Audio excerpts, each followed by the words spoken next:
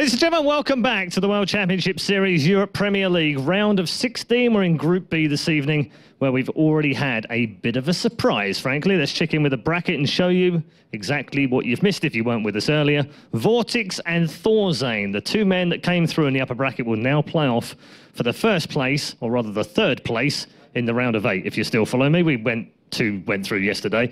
We also have Baby Knight and MC still in the competition and going head-to-head in a PvP, which will be after this game, to stay alive in the competition. And Grubby, fantastic game from ThorZaIN to win that 2-0. Were you as surprised as the rest of us? Yeah, I was. I mean, I thought he was probably going to lose 2-0, but he didn't. He won 2-0, and it was quite dominating. Now, the games weren't exactly a kind of game where they constantly fight and you get tested in every whichever way, your macro, your pressure resistance, and your micro and everything, and your timings. It was just like fairly straightforward, but what I didn't know is that ThorZaIN mastered that kind of straightforward SCV Viking, Ghost type of play that much already. Now, his strongest point has always been his micromanagement, and we saw that with those EMPs landing on MC. It was quite a flawless game from ThorZaIN. Can't really complain too much about anything he did. So, looking really good. And it's really good to see the people who were very good early on in StarCraft, as ThorZaIN was, to be doing good again. That kind of consistency gives me a fuzzy warm feeling. Nice, that's what I like to hear. So we're going up for our winners game now. It's VortiX, who's been on a real hot streak, and you know, Kalaris mentioned earlier on, he's the only man that's won every single round of 32 match, 4-0 in all 3 seasons. He's also one of only 3 men to make it through to the round of 16 every single season. So consistency is there, but we've never quite seen him win that big tournament that he's always almost threatened to do. I mean, second last year in WCS Europe against Stefano, but that's as close as he's got. Do you feel like maybe he's turned a corner now, and maybe he's actually starting to look like a really, really top-end player? It certainly looked like it, but I still need to be convinced a little bit more by him. He's always been the 2nd or 3rd best Zerg in Europe. And if you're not the 1st best Zerg in Europe, then you're probably not going to be winning the tournaments because the other guys are there. We've had Nurcho, who is very close in skill to, and we've had Stefano, which is very close in skill to. And it has always looked like on his best days, he's as good or sometimes a little better than them. But on his worst days, he's not quite good enough to take the cake. But looking very strong here. I have confidence in him, and more importantly, it looks like he has confidence in himself. Yeah, he was definitely super confident earlier on, wasn't he? All the fist pumps and fighting for Spain and what have you. I mean, he does have the whole of the country behind him, but likewise, the king in the north, the former king in the north, also has the whole of Sweden behind him right now, but the last Swede alive. So his chances in this match, how do you measure them? I was going to say lower initially, but now that he is in the winner bracket with that kind of good game, and he's shown some brilliance in this matchup, I'm going to say they're not going to be much worse than 30% win chance, and maybe higher than that. But in the end, just a useless prediction like that is nothing compared to what he has potentially planned for this match. All right. Well, thank you very much, Grubby. We're going to get some analysis from the good man after this particular match. But let's get things rocking and rolling, ladies and gents. This is the winner's game in Group B. It's the King in the North versus the Spanish Gladiator. It's time to join our commentators for this one. It's Kalaris and Apollo. Take it away, guys. Thanks very much, guys, as we now get into the 3rd series of the night. And it's a big one because it decides who moves on to the round of 8. And one of half of this, I expected to be there. Not so much the other one. I think a lot of people would agree with you there, but ThorZaIN really given a good performance today. A performance, as you say, not too many people expected to see. But now let's, all together, what are we going to see from him going up against VortiX? And if anybody can remember, back to VortiX's stats, when we were looking at his profile, he had a very high win rate. And that will definitely play a factor in this series. Oh, yes, he does. Against Terrans in the WCS system thus far, sitting at 89% win ratio against Terrans. Super scary to play against. Very good. Likewise, ThorZaIN, though, he's had a little bit of a change-up when it comes up to against Zergs. In the previous Challenger Series season, he went 0-2 versus Nurcho, 0-2 versus Ret. Not very good, but in round of 32, double 2-0 KOs against Slivko, which is pretty good in itself. But VortiX, man, he is a Terran killer. He really is a Terran killer, and already getting rid of Polar Knight here. And I wouldn't be surprised if VortiX wanted to play on the older maps, Akelon, Belshire, Derelict. Maybe not Akelon. I'm not too sure. It really depends on his personal preference, of course, when it comes down to the vetoes. But I'm expecting a superb game here from VortiX to ace his group, maybe be able to go 4-0 overall and go through in first place. ThorZaIN, though, anything is possible, as we just witnessed against MC. Yep. VortiX not only looking to advance on, but looking to defend that Mao's pride, as ThorZaIN was bought out by EG money all that time ago. But VortiX, well, he's got rid of that Polar Knight, as he said. And from here on, we just have a few more vetoes. Frost goes away. And then, well, if we saw Yonsu fall, then it's right back on to those old maps. Oh, well, let's find out what that last veto is. Derelict Watcher. All right, so okay. Akelon Waste, Belshire, and Yonsu are the three maps between these two players. The order is going to be now determined in which way we play it, from first, second, and third. I like these three maps here.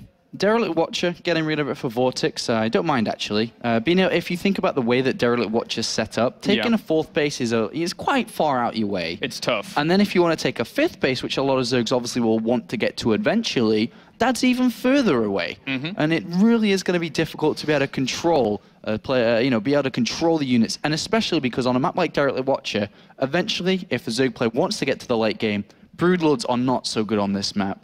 Very difficult to make them useful during the super late game because of how wide open that middle of the map is. Yeah, that's a really good point that you bring up, because a lot of those maps just in general that were vetoed just had the same trends in terms of when you take a fourth base, wow, that's really, really far away. So dealing with those attacks on multiple fronts can be a bit difficult. Akelon Waste, Belshire Vestige, and then Yonsu will be our map pool here. And these maps, it just in general have a bit more of a, well, obviously on the first two, these guys have a lot of experience on, but it's easier to defend those bases. It's easier to get them up and running. VortiX will feel comfortable, but likewise, ThorZaIN will feel pretty comfortable on these in comparison to others. Yeah, and it really comes down to, because Terran don't really have to play that innovative when they play against any race. They just need to make sure that they're playing very solid. So when we look at ThorZaIN here today, who is coming in with his stats a lot lower than the majority of players, he hasn't had the best time this year in the World Championship Series. But if we just relate to the previous game he played against MC, he did play fundamentally a solid game. Yes. When it comes to playing versus, Terran versus Zerg, if he still plays that fundamentally solid game, hitting his supply depots, maxing out as fast as possible, and he just follows the standard Terran versus Zerg style, with his good micro on top of things, then I think we could all get surprised in this matchup. We could. ThorZaIN has the ability to do it, but as I previously alluded to, when we were casting him before, his stats have just been completely middle of the road, and I only just now remembered the exact Series 1 to Series lost across the WCS, and it was 20 Series lost and 20 Series won. So perfect, up until just before, where he's able to get that 21 wins and 20 losses. But then we have VortiX, and oh boy, that's some good TVZ. As remarkable Terran versus Zerg here, he really has gone on a monster roll in this year in the World Championship Series. There is obviously a chance for every single player here to make it to BlizzCon, whether it be true and realistic or not, it doesn't matter, because there is still a chance. For example, if VortiX was to win this season and even, did you know a third place finish in a 4-player group at season finals is the same points as a tier 1 first place? That's really 750 points just for finishing third out of 4 in your group. MC picked up 750 points from attending the Season 2 finals. VortiX is, I know, he's not super high up when it comes to the WCS point system. He's only on about 1,100 points or along those lines. He's obviously got a lot of work, likewise as ThorZaIN. But aside from that, here's the first map that we're going to be playing on, Akelon Wastes. Yeah, it's a map where, obviously, a lot of people, very used to this by now, used to playing out on ladder, used to seeing it in a lot of pro games, easy to establish bases. And from that point on, that's why we see some, big macro-intensive, very, very awesome games as well in this matchup. ZVT is that matchup that a lot of people look to for a huge amount of enjoyment. And with these two guys, they're both back-to-schoolers. They're reaping the rewards of, you know, just being able to chill out for a little bit, get some learning done, and then apply it to StarCraft, I guess. So just to, you know that 89% win rate that Yes. VortiX has. You know, a couple of people were asking for more specific on that. You know, how many games is it over? To be exact, it is 8 wins and 1 loss. Yes. In series, which is pretty good. 8 wins and 1 loss, giving him that win percentage here in this matchup. I think that VortiX is still, despite ThorZaIN playing well in that previous game, gonna come into this As the favorite. as the favorite. Yeah. But I really think that just like we were surprised against MC, that can happen again. Yeah, there is certainly opportunity here for surprises from ThorZaIN, because he's brought it once. Why not bring it a second time as we get into game number 1 between the 2 victors. One looking to move on to the round of 8 here in this best of 3. As we have spawning up to the top left-hand corner are Red Terran, representing evil geniuses as well as Sweden. Give it up for ThorZaIN.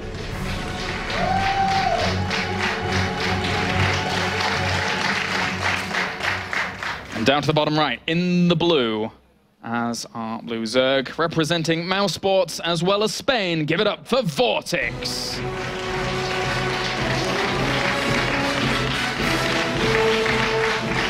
It's almost as if the colors should have been switched around. You could say that. Yeah. It's one way to look at this game. All right, well, as we said before, Akalon Wastes is our first map, and ThorZaIN here. I'm curious as to what he has in store for us, because, you know, VortiX is the kind of guy that, you know, likes a lot of, you know, Ling, Bane, Muta mid-games, but at the same time can mix in some good aggression. We've seen a lot of roach attacks from him. And ThorZaIN, hello, a bit more of a macro focus early on. Yeah, going to open up Command Center first. The 2 openings for Terran players to choose from in this matchup is Command Center first or a Reaper expand. And him going for the Command Center first here. Unfortunately, you obviously won't give him any Reapers to use in conjunction with Hellions later on, but is obviously going to set him up a little bit more powerful. To be honest, you don't even need to put the Command Center in the wall. You can, it's safer, but against VortiX, who is going to play a greedy style himself, knowing that Command Center first is so popular, even having a drone scout to see it, is already up to 16 supply, is going to throw a 17 supply. Usually, the standard build for a Zerg player is 15 hatchery and 15 spawning pool in case there was going to be a 2 barracks. He gets his spawning pool down to be able to deal with it. But in this regard, he went up to 17. And obviously, that means his spawning pool is a lot later, his defense is non-existent. It's worked out. Yep, he gets a little bit more of an economical kind of standing here in game number 1. The reactor, the gas will follow up here for ThorZaIN, as well as VortiX. So he's wanting speed out pretty quick. Yeah, ThorZaIN's gas is completely normal with his build here, to be able to get towards the factory and reactor here. But VortiX, on the other side of things, didn't necessarily need to open up with gas.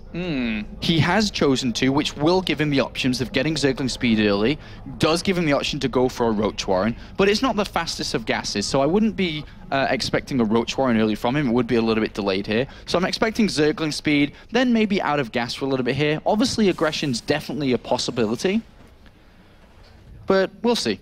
And that's one of the things that VortiX built his ZVT on, was really good waves of aggression. It's kind of subsided a little bit more in Heart of the Swarm because of the fact that Widow Mines are now incorporated very heavily into that, and it makes it harder to actually work out. But the Roach Warren is already on the way. So it's not the fastest of Roach Warrens, but still can be just as deadly. Yeah.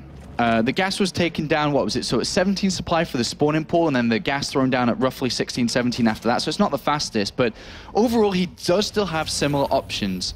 One thing to note though, ThorZaIN usually in the games that we've seen him play in Terran vs Zerg has had really good defense. Yeah. If you can predict that VortiX likes to use these Roach plays, and why can't ThorZaIN, especially knowing that a gas has been taken so early on, especially when we add the fact that the drone saw Command Center first, and there was no real big reason to take gas. The 3 Roaches already on the way. Are we going to have the good old counting game that we had yesterday? We're up to 6, and he's going to go over to 7. Any more? Yeah, he may just want to spend as much gas as he can here before he gets supply blocks, so... Yeah, so it's a lot of powerful aggression. We're up to 9 now. And will he go for a 10th? Yes, he will. He is going for a 10th. So that's a lot of power behind this. He's going to get a lot of SCVs, but he does have to make up some room for this. This comes at the sacrifice of quite a bit of economy. I wonder if we're going to see mech here. Anyway, I'll come back to that after. Just the barracks placement is really awkward for me at this point. Okay, no, it does have a tech. I thought it couldn't have a tech lab on the side of it there. But okay, so forget what I just said. The wall is there, but it's going to come down to how many SCVs are killed off. The Hellions are going to see it, but obviously it's not going to speed anything up that's in the production right now. Yeah, the tech lab, being added on. Oh, he loses a Hellion as well. Not so good. Mistake. Trying to crank out one of these Marauders. That's very important to keep this held off. All right, so here comes the balance of repairing this bunker and keeping his SCVs alive. Oop, nice micro. Keeps a Roach alive. On the other side of things, does a VortiX. And, doing quite a bit of damage as well. Keeps the second Roach alive. And that Marauder certainly needs to be out very quickly. One of them does end up falling. Oh, yeah, he couldn't actually get in. There was an SCV in there for a second. Yeah, good balance so far from ThorZaIN. Oh, the bunker's gone. That's bad. That's really bad. That Marauder falls very, very quickly, as do the Marines. There's really not that many units out here for ThorZaIN. VortiX, there you go. Yeah. GG. Was not meant to let that bunker die. No. So what we saw there was the SCVs going back and forth. What he's looking to do is minimize, obviously, the SCV deaths, but also keep the bunkers alive. If the bunker stayed alive there, the game would have gone on. Yes. Very simply, upon losing that, they lost the Marauder, lost the Hellions, was going to lose the Marines, game would have been over, or at least would have had a massive, massive advantage. But as you said, that balance just didn't work out for ThorZaIN. The over-eagerness to keep the SCVs so safe meant that his entire game plan wasn't safe, as he does let that die. So now, well, I think after a game like that, ThorZaIN just says, yeah, my mistake, game number 2, whatever, clean slate. Belshir Vestige would be the next map here that we're going to be going over to. So he may decide to open up the same, but he may also decide to go over to the second build that he has on offer, which is the Reaper Expand. I'm not too sure which one he'll pick, obviously. It's going to be down to ThorZaIN. But in an ideal world, if he didn't make mistakes, such as losing the Hellion out in the middle, if he didn't let that bunker die, I think that he very well could have stayed in that game and played it from a decent position. Yeah. I mean, he had the third command center going down, right? So he had a lot of economy behind that if he were to stabilize. Losing SCVs at that point, yes, you will lose a few, guaranteed. But having 3 command centers worth of production behind that to then ramp it back up afterwards is not too bad a situation to be in for ThorZaIN. I would say that I have to kind of come back to what you were saying with the opportunity for a Reaper expand here and say, yeah, that's possible. Belshir Vestige is a good map for it. All right, well, we'll see what he's going to choose here as we do get ready to load into this next map. But VortiX now is just 1 game away from making it to the round of 8. And for him, I think that's quite a big deal. He looks so confident. Like he should be. There's no air of nervousness, no kind of nothing there. He just. For me, he was my number 1 in this group. Yeah. Likewise, he's looked good. I am pegging him to do well in the whole season. Never mind once he gets into the brackets. But now, getting into game number 2 here, ThorZaIN, after a little bit of a odd defeat, trying to bring it back here in game number 2 as we have Duke spawning up in the top left-hand corner. Our red Terran representing evil geniuses as well as Sweden. Give it up for ThorZaIN. Whoop, whoop, whoop. Pipe, pipe, pipe. And spawning down to the bottom right. Blue is currently 1 game up, 1 game away from advancing on to the round of 8. Representing Mouse Sports as well as Spain. Give it up for VortiX. Whoop, whoop. I think that's Grubby making that noise. I think so as well. It's really weird of him. I've never pegged him as a guy like that. But he's not a really whooper, but no. He seemed to be one. Yeah. Been driven a little bit crazy hanging around us for a while, I guess. Happens to the best of them. All right, well, indeed, we are going to have another command center first here. Yep, so he's just going to go back to his same build. With VortiX, he currently is going to drone scout again. So if he sees the same opening, there's 0 reason not to open up the same. There's actually 0 reason. Yeah. If you look at it and be like, all right, well, I mean, why would you not?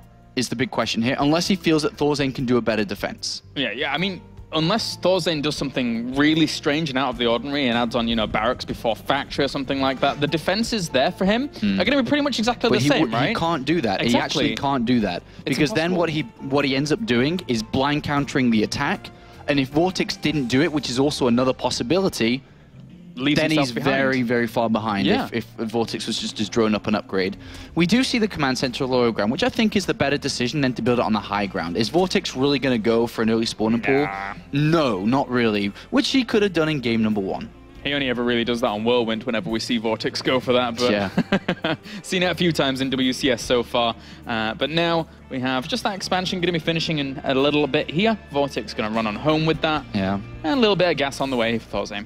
And VortiX has decided not to take the gas, which I think is the correct decision coming into game number 2. Because he knows, and I think a lot of other Terran player knows, that if ThorZaIN hadn't have made mistakes, then he probably would have been in okay shape. In this regard, VortiX is saying, well, I'll just take map number 1 as a cheeky, easy win. Exactly.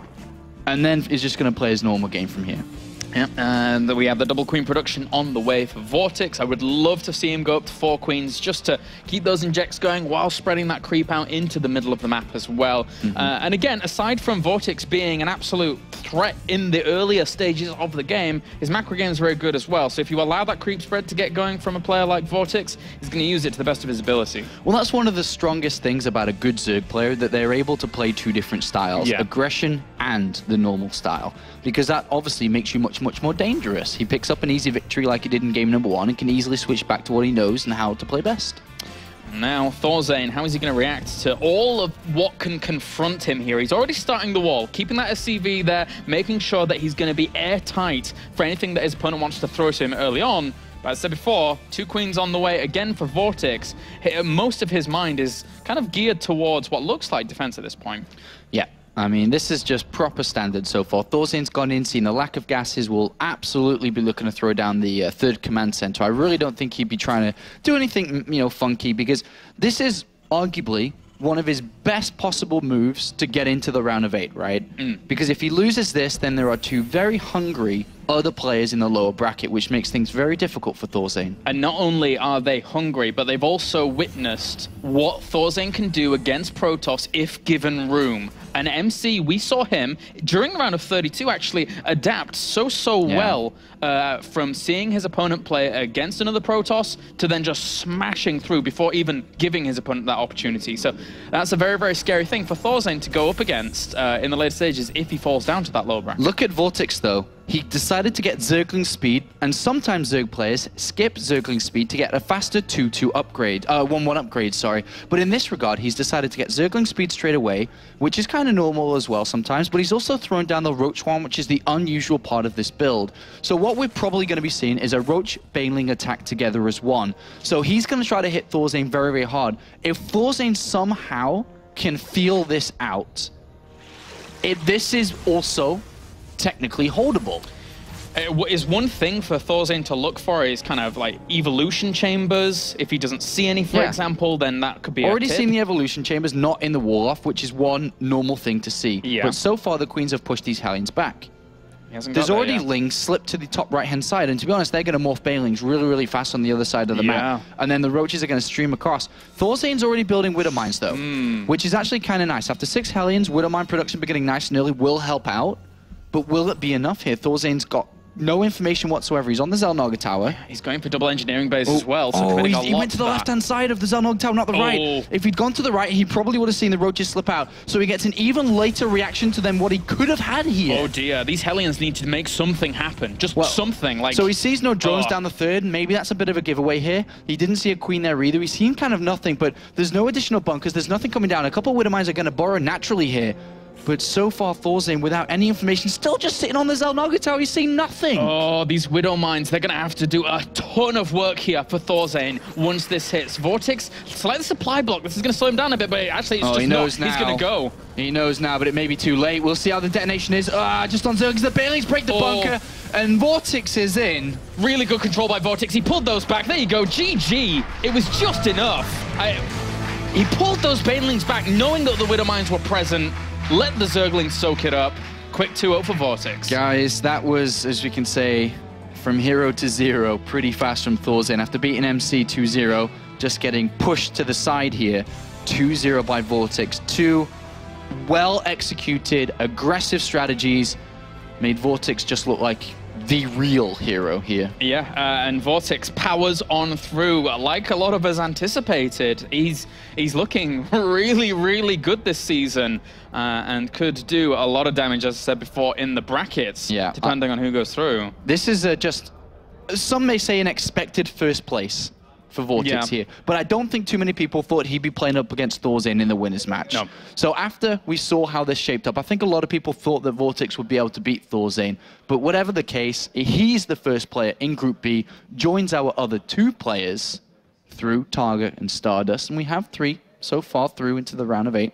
We do. 2 Zergs, actually, already there out of the 4 Zergs in the round of 16, I believe. Yes. So not too bad for the Zergies. Zergs in balance. First place twice in a row. Doing all right for themselves, gotta say. Very, very impressive stuff. And that leaves us with 3 players left. That leaves us with ThorZaIN and the 2 Protosses. Thankfully for ThorZaIN, he only has Protoss to go up against. But as I said before, there is that mentality of, they've already seen my Protoss games, my against Protoss games. How are they going to adapt to me? What are they going to do? And all of this is going through ThorZaIN's mind whilst the Protoss battle it out for that last spot. Yeah, all right, well, that's it for us for now. And it's time to hear some words from VortiX, our first place finisher from Group B. Thanks very much. Yes, with VortiX, and you promised a 2-0, you delivered a 2-0, and it was really fast as well. Well, I mean, when I said I was going to win 2-0, I didn't really believe it. Like, I was just joking. But yeah, it turned out very well. I kind of didn't think the best of 3 would go like this, but I improvised a bit in my games. I thought I would play macro before starting, but then in every map I was like, oh, maybe I could use this. You know, if I win the first game, then maybe I will choose second too. It worked pretty well. Yeah, you were very aggressive in both games. What was your mindset going into that first map? Were you thinking, I'll take risks map 1 and it won't matter too much? Maybe I'll get 2 more shots at him? Well, I mean, I think ThorZaIN is maybe a bit greedy sometimes versus Zerg, and I was like, maybe if he doesn't open like Reaper in first game, then I will try to all in him, and then if it works, I will keep doing it. But I mean, when I was going into the first game, I wasn't like, okay, I'm gonna lean for sure. I was just waiting to know if he was gonna play Reaper or he was gonna play a bit more greedy with command first and so on, and then I decided my strategy, and yeah, it went pretty well. Yeah, second map. Was that just you were just like, okay, I've got 2 maps that I can win now, and I'm just gonna go all in and see what he does? Yeah, it's kind of like I was very sure that once he spotted that I was not playing gas opening, then I knew that he was gonna play very greedy, and yeah, I just kind of tricked him a bit, and I went for an all-in still, and yeah, worked pretty well. I know you don't believe too much in curses, but you've actually become the first player to break the WCS Europe curse, which has afflicted players all the way through the first 2 seasons. No player has ever managed to get to the round of 8 that previously managed it. You've become the first. Congratulations. Yeah, thank you. I hope I can break another curse and be the first Zerg to win one too. Wow, fighting talk. Thank you very much, VortiX. Congratulations to him. He has made it through as our 3rd player to reach the quarterfinals in WCS Europe Season 3. Who joins him? Well, we've got a couple more matches to find out, but before we get there, let's break down that very, very quick 2-0 win by VortiX with Grubby.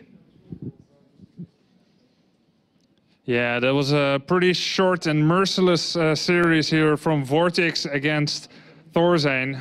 Many people won't be surprised, perhaps, to see VortiX going 2-0-2-0, just as he did in the first phase of this tournament in the round of 32. For ThorZaIN, it's a little bit of a cold shower after a hot start.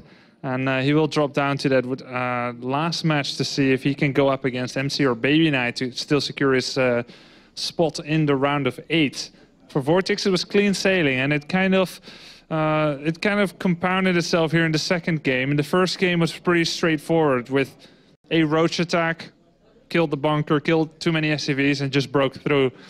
And obviously, I'm not as much of a TVZ specialist as I would be for a Protoss matchup, but that kind of roach attack, sometimes it just wins. Actually, Targa did it yesterday, that kind of roach attack, and it can sometimes just win. And I don't know if it's exactly how the builds line up, or if it's like you gotta see it coming and do this and this and this, but it happens. StarCraft 2, merciless. Now, here in the second game, Roach Warren and Baling Nest coming up. Of course, telltale signs that it's gonna be a big Roach Bane attack. What does the Terran have to do to deal with this? I'm not going to say something obvious like, well, he should be going for siege tanks and, you know, fortify his base a lot, because it's like too easy. That's like saying he can see into the future, that he knows exactly what's going to happen. Like, he should always make siege tanks part of his army, because if you're doing that and the opponent is rushing for Mutalisks, you're in trouble also. So let's assume that he can work with what he has. He can row with the ores that he has, right? So he's got Hellions. Goal number 1 for Hellions is Creep Tumor Denial, and he's doing that. But in doing so, is he maybe over-focusing on these tumors? He's just concentrating his mind about this and thinking about his macro. Now, secondary goal for the Hellions, if you're not going to commit with them to kill some drones, is to see any attacks coming. And if we fast forward the replay a little bit, eventually that attack is moving out. There's the first Zerglings coming, and that's not too odd yet. But there's some roaches here. Hellions are camping at the tower, and they're going again along the left side. Now, of course, it could have gone the other way. The Hellions could have gone on the right side, and then the roaches going on the left. But just because he has shown his presence earlier on in the left again, to go to the same place again, becomes kind of like a pattern. Maybe it's like... maybe VortiX will think like, I want to move to the right, because that's where the Hellions were last time I saw them. And now the Hellions are camping, and if we pause the game here, those Hellions spent quite a bit of time at the Zanaga Watchtower, right? And now they're coming back as he realizes it. There's a few things you can do. This attack is very difficult to hold without siege tanks. It's just very difficult. ThorZaIN was playing greedy, but you could say that necessarily you must play TVZ in a greedy fashion. Happy, he didn't play that greedy in his TVZ yesterday, and he kind of paid the price against Targa, because he was so committed to doing massive amounts of damage. So greedy, I think, is definitely the right way to do it, but you gotta have eagle's eyes to see anything coming. Few things you could do in this position. Maybe don't get the refineries yet, save some money, maybe some more bunkers, as many Widow Mines as possible, and also trying to use the Hellions to slow down the attack. Poke a few times from the left, poke a few times from the right, and from whichever way. Try to kill some Banelings, try to kill some Zerglings. But they're coming a bit late to the party. SCV sees it now, and now it's trouble already. It is questionable to see at this time if there's still anything that ThorZaIN can do. But let's take a look at what he was doing. Now the bunkers are coming. If they had started a bit earlier, that would definitely help. But that's hindsight, right? It's just an unfortunate happenstance for ThorZaIN, and at this point, there isn't much he can do, and he knows it. If we just take a look at the units that he has left at this time, at the units tab, 4 Marines. 4 Marines and 4 Widow Mines. So it's not like he left too early. The wall was broken, and he didn't have anything to stop VortiX. So VortiX, aggressive player. ThorZaIN played exceedingly greedy with a little bit lack of scouting. And this match wasn't that back and forth. ThorZaIN goes down, and VortiX, easy sailing. So that was the little analysis for me. And now we'll go over to Paul for our next piece of content. Thank you very much, Grubby. Yes, nice little bit of analysis, he says. He's so modest. So, fantastic game from VortiX. He goes through to the round of 8, to the quarterfinals, which we played on the 5th and the 6th of October, 2013, for the round of 8 in Season 3 WCS Europe. We are going to take a very quick break in a moment. Before we get there, we thought we'd check in with some of the memes that you've been producing, some of the pictures, been very fun. Let's throw the first one up on the screen. This one's in relation to the previous game, so slightly out of date. But ThorZaIN there on the pain train, on the SCV train, choo-choo and all that, so that's good. Okay, like that one. We've got a couple of others in here as well. Let me just find a couple more, because we have had some really fun ones. Actually, this one's kind of interesting. I'm a bit worried about this one though, because there's quite a lot of dead players there, which, yeah. The worst thing is, right, and you can't see it at the moment because it's down the bottom, but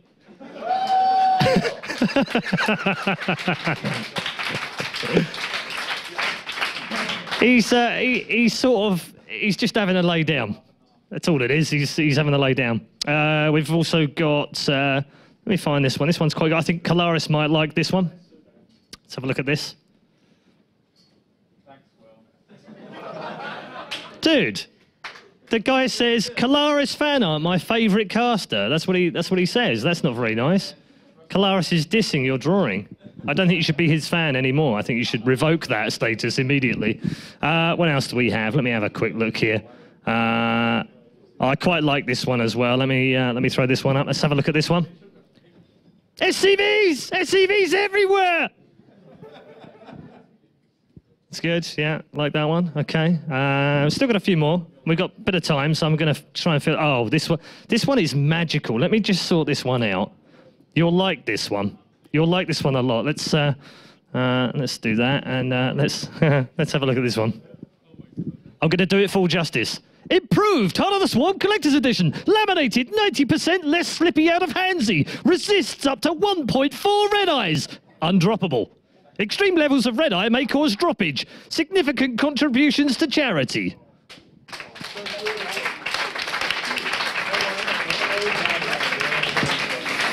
You're a bad man, Skyen. I know your address and I'm coming to visit you. Right, what else do we have? There's a few more. Oh, this one's quite good as well. I've got 3 more. Let's show you this one. This one's sort of out of date a little bit, but it's okay. Ooh. Where's ThorZaIN? Is he gone? Oh, he's there.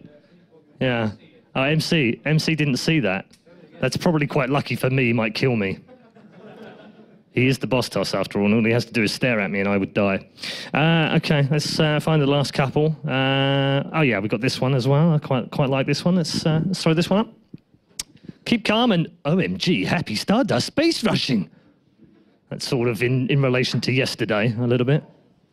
Yeah, it was kind of okay. Got a mild clap, sorry about that. And the last one is... Let me just find this one, because this one's a grubby one. Where's it gone? Oh my goodness. Oh no, hold on. I've got this one as well, which we definitely do need to do this one.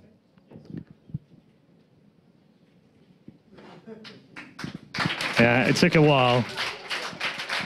So that one's kind of been busted now, but I like that one. That was in the lead for a little bit until obviously that one got broken. Ah, here it is. Right. Let's see if I can fix this one.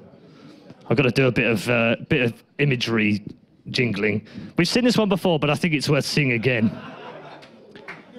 That's fantastic.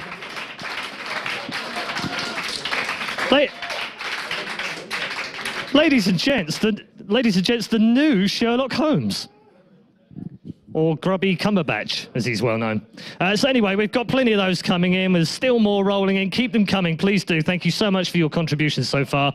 We'll pick out the winner at the end of the evening and award you and send you, free of charge, a StarCraft 2 Heart of the Swarm Collector's Edition, not dropped by me, and signed by all the players. So keep the memes coming. We'll check them out. All you have to do is create your pictures, put them on Twitter, include the hashtag #WCS, and make sure while you're at it, follow @StarCraft. And if you feel like you're a Facebook fan, that's okay too. You can go and see them at facebook.com/StarCraft. Quick break. When we come back, we're about to find out which man stays alive in the round of 16. Is it Baby Night or is it MC?